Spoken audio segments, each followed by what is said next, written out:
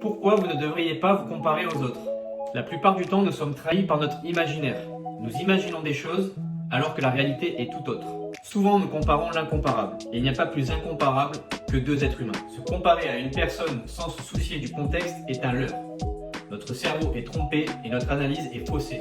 Évidemment, ce phénomène a été accentué ces dernières années par le développement des réseaux sociaux, où nous mangeons des images et des chiffres du matin au soir, sans tenir compte du contexte. Or, le contexte est essentiel pour comprendre une situation et l'analyser correctement. Surtout que la plupart du temps, les personnes que nous prenons en exemple ou que nous idolâtrons ont des névroses bien plus développées que ce que nous pouvons imaginer. Nous avons tous tendance à avoir ce mécanisme et ce fonctionnement en nous qui parfois peut être inconscient. Mais c'est une erreur monumentale. C'est surtout un frein à notre progression. Mon conseil pour vous est très simple. Ne vous comparez pas à ce que vous ne maîtrisez pas. Faites une comparaison avec une ancienne version de vous-même par exemple.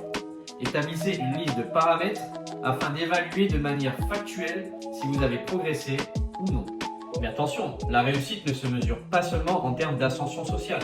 Le paramètre le plus important est le développement de vos capacités mentales, le développement de votre amour personnel, de l'amour que vous pouvez donner aux autres et de ce que vous pouvez apprendre aux autres, de ce que vous pouvez transmettre. Ces deux qualités-là sont pour moi essentielles à développer dans le chemin vers l'épanouissement personnel.